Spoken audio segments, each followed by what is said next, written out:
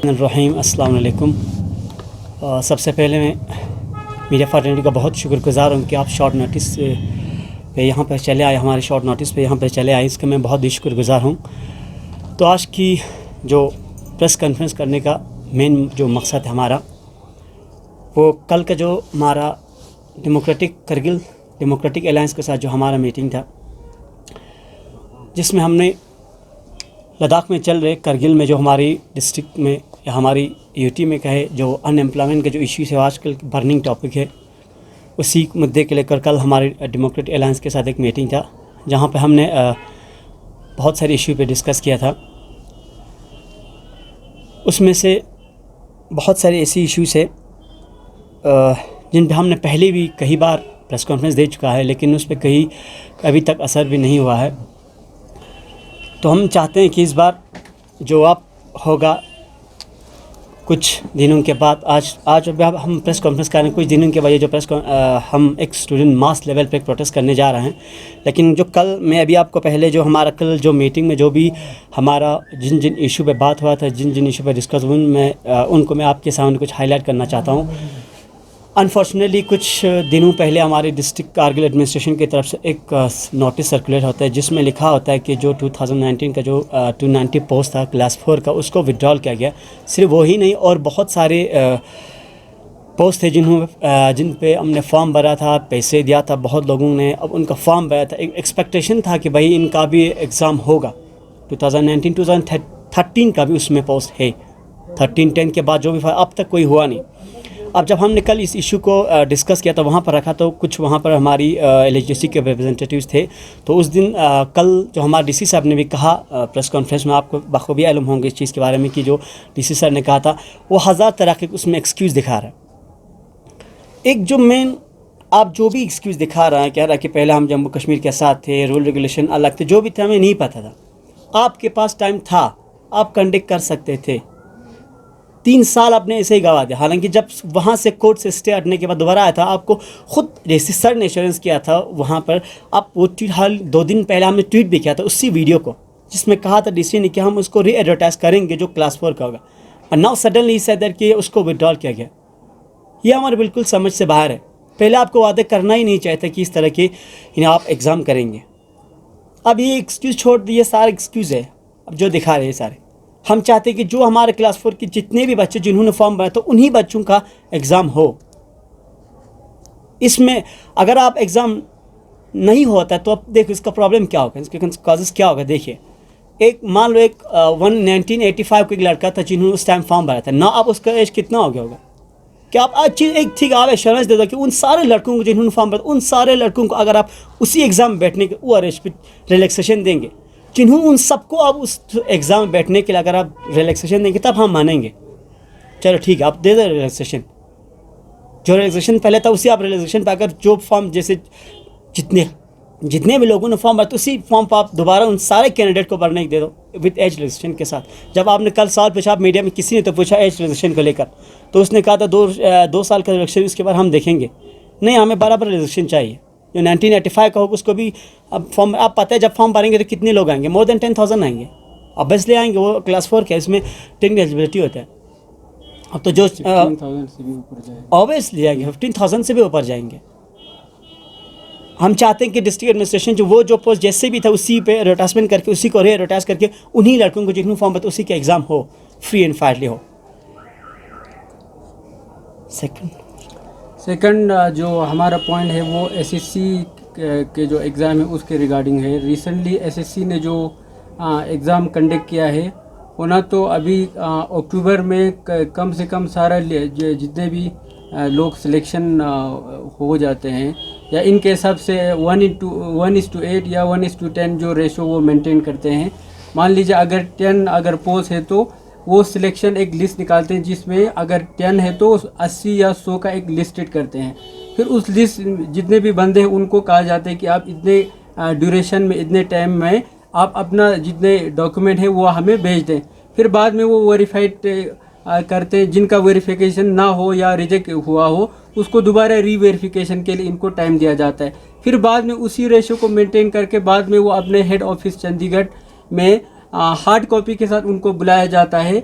हाँ, फिर क्रैक्स में कहने का मतलब ये है कि डिस्ट्रिक्ट कैडर पोस्ट के लिए हमारे बच्चों को फिर से यहाँ से इतने पैसे या बहुत सारे इस तरह गाड़ियाँ या बहुत सारे ट्रांसपोर्ट के माध्यम से हमें फिर से यहाँ से वेरिफिकेशन के लिए डॉक्यूमेंट लेके कहाँ जाना पड़ेगा, इनके ऑफिस में जाना पड़ेगा, चंडीगढ़ में जाना पड़ेगा और बड़ा इनका प्रोसेस भी बहुत सारा लेंथी है।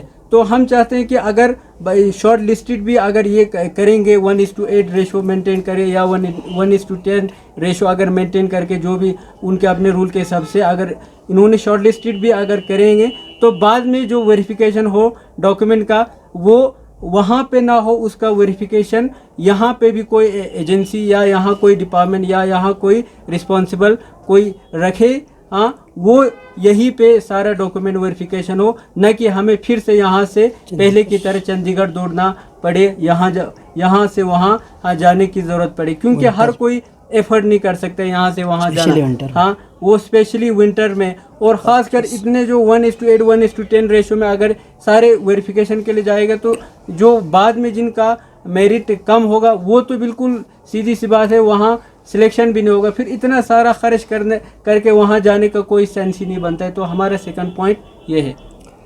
थर्ड जो हमारा मेन पॉइंट है वो था हमारे सिलेबस को लेकर। आप सबको पता होगा हाल ही दिनों में भी हमारे डिस्ट्रिक्ट एडमिनिस्ट्रेशन की तरफ से एक सिलेबस जारी होता है जो पेस कॉपी था किसका, एसएससी का, स्टाफ सिलेक्शन कमीशन का। एक चीज़ समझ में नहीं आता कि ये पेस कॉपी करने की क्या ज़रूरत है। चाहते तो थोड़ा टाइम लेके अपना एक सिलेबस फ्रेम कर सकता था। अब अगर हम एसएससी का सिलेबस देख लीजिए, एसएससी के सिलेबस में कहीं भी हमारे लद्दाख कारगिल का तो छोड़ो पूरा लद्दाख का जिक्र है ही नहीं।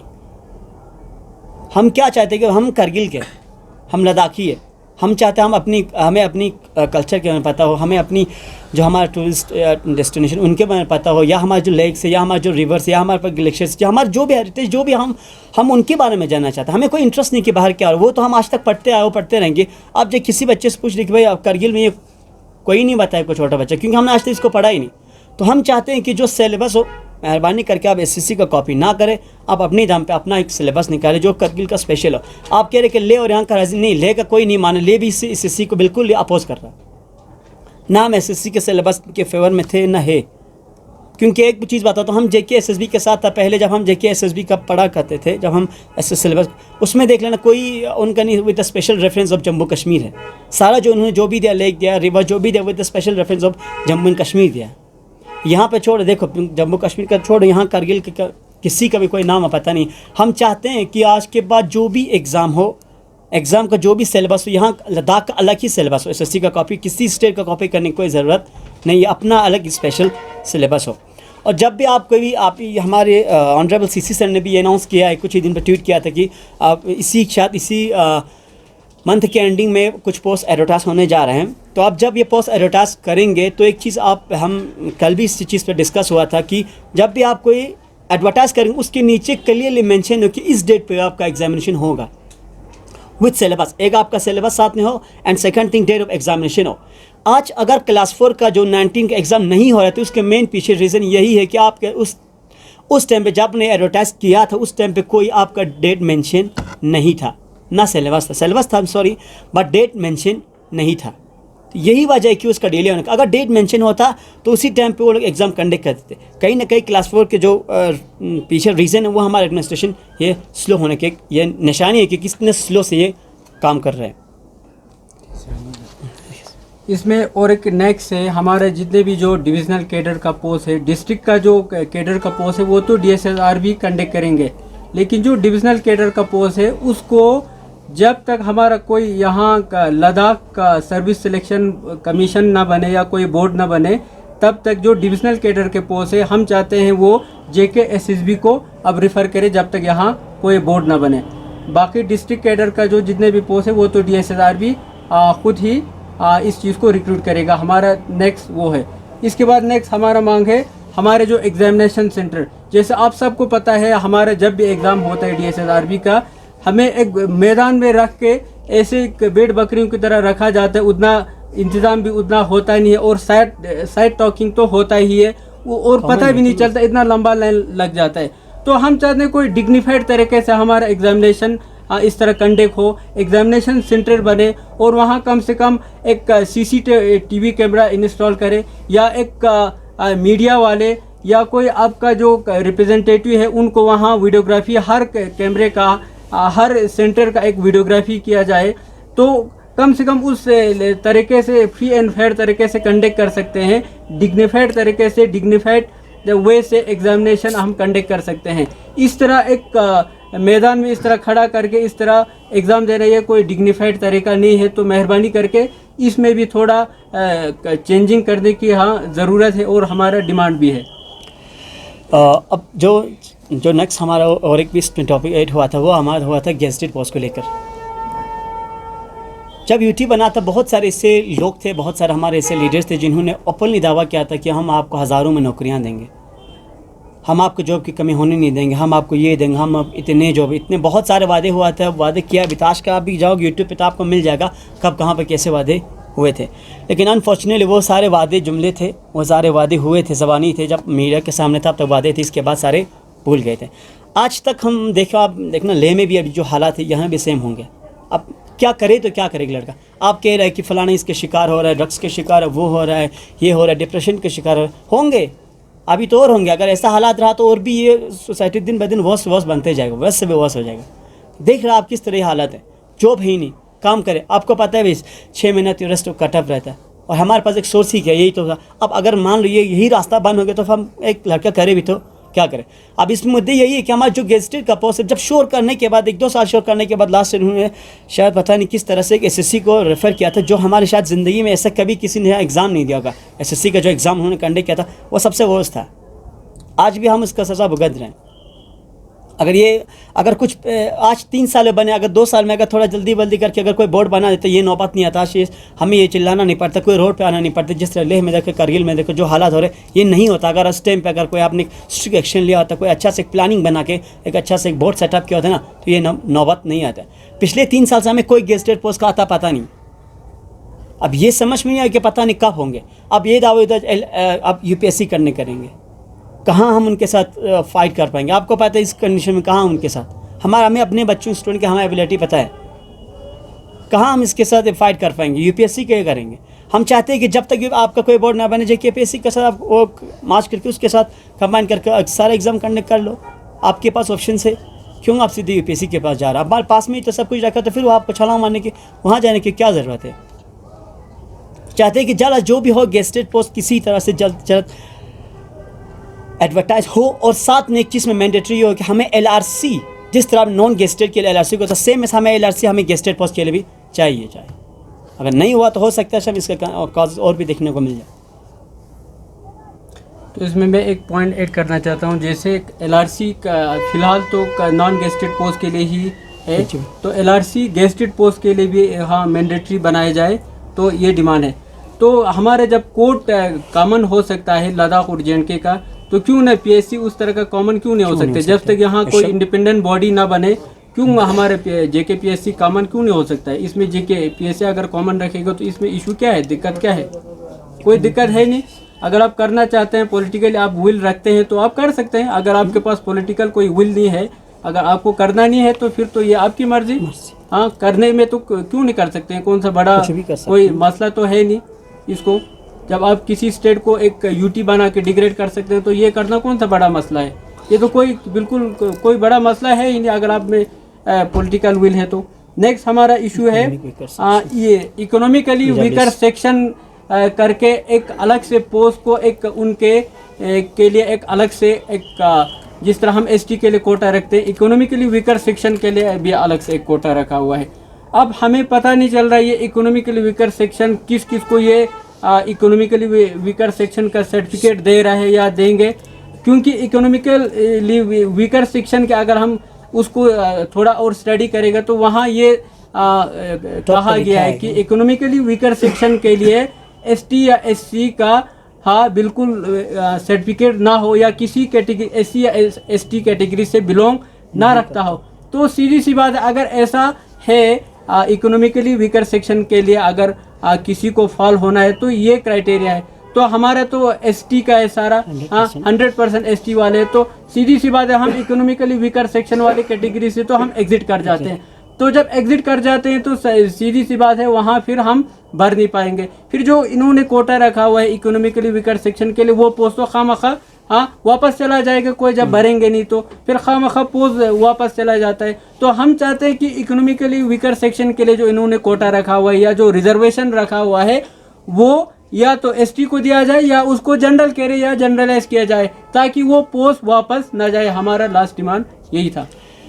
आखिरी में एक बार मैं दोबारा हमारे जो Kargil district administration UT administration दोनों से गुजारिश करता हूँ कि आप इन जो हमने जो इश्यूज़ रखा है, जिस इशू पर हमने अभी कॉन्फ्रेंस किया, जिस इशू पर हमने बात की, उस पर एक थोड़ा कंसिडर करके थोड़ा गौर करें इस चीज़ पर, क्योंकि हम अपने किसी ज़ाती या किसी इसके लिए नहीं, ये हमारे पूरे डिस्ट्रिक्ट जो हमारे पूरे यूटी ख़त लद्दाख के बेस पे हम बोल रहे हैं, इन सब का ये मसला है। जो हमारा कल मीटिंग हुआ था केडीओ में, दो चीज़ इसमें हमारे जो करगिल डेमोक्रेटिक एलायंस के जो मेंबर्स उन्होंने ये वादा किया कि ये जो अभी कुछ इसमें दो वो हुआ था, इसमें एक हुआ था जो हमारे लद्दाख लेवल पे, सेकंड हुआ था हमारी डिस्ट्रिक्ट लेवल पे। जो लद्दाख की जो लेवल पे जैसे कि आपके एसएससी है या एलपीएससी, इन सारे का मिला के हमें केडीए ने वादा किया है कि हो सकता है आने वाले दिनों में एपेक्स के साथ मिल के इस इशू के मास लेवल पे हम इसको हाईलाइट करने जा रहे हैं। और आने वाले दिनों में हमें ये भी एश्योरेंस किया कि जहाँ कहीं भी जैसा भी स्टेप लेंगे हम केडीए हमारे साथ, जो भी हमारे पॉलिटिकल रिलीजियस है, हमारी जो ऑर्गेनाइजेशन है, वो सारा हमारे साथ खड़ा होंगे।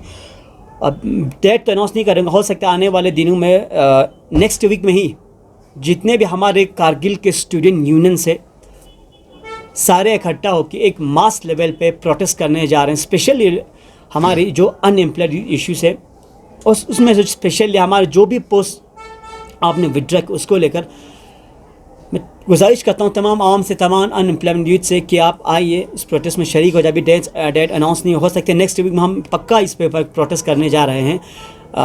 लास्ट में एक बार दोबारा मैं मेरे फटने का बहुत ही शुक्रगुजार हूँ कि आप यहाँ पर आए। अस्सलाम वालेकुम। इसमें जो मेगा प्रोटेस्ट आप करने जा रहे हो, इसमें कोलैबोरेशन विद ले स्टूडेंट यूनियन भी होंगे? हाँ, ले स्टूडेंट, और डेट हाँ, अभी आप लोगों ने कोई फिक्स नहीं किया में रखा है, तो केडीए के कितना सपोर्ट होगा इस मेगा प्रोटेस्ट में?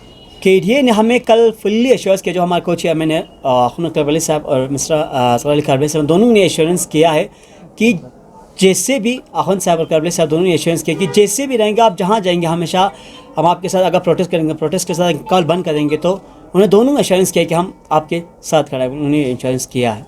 तो इसमें एक चीज़ और है कि लेह के हमने हाल ही में हमारा बात भी हुआ था यूनियन के प्रेसिडेंट से कि जो भी होंगे हम एक पूरा मास लेवल पे करेंगे, दोनों मिलके करेंगे, क्योंकि ये एक हमारा ज़ाती है ही नहीं कि हम कारगिल का करें या उनका ही थे नीला का ले का, तो हम और मिला के हम दोनों का करेंगे तो कोई मसला निकल आएंगे।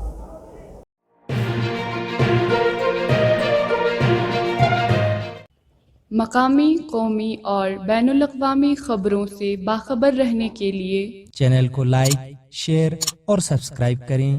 साथ ही बेल आइकन दबाना न भूलें।